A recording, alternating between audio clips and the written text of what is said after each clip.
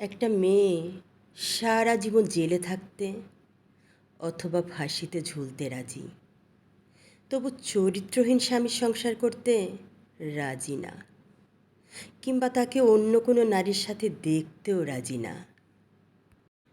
স্ত্রী খারাপ হলে স্বামী কথা শোনায়, সমাজের লোকে কথা শোনায়, তাকে নিয়ে বিচার বসে।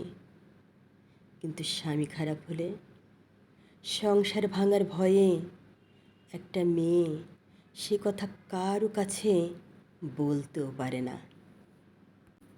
এইভাবে ব্যথা চেপে রাখতে রাখতে বুকের ভেতরের আগ্নেয়গিরিটা একদিন বিস্ফোরিত হয়ে যায়। সহ্য করতে না পেরে যখন সে স্বামীর বিরুদ্ধে যুদ্ধ ঘোষণা করে, সমাজের মানুষ আবার তাকে খারাপ উপাধি দিয়ে দেয়।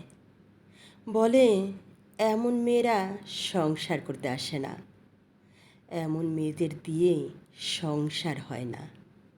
ভুল বলে তারা।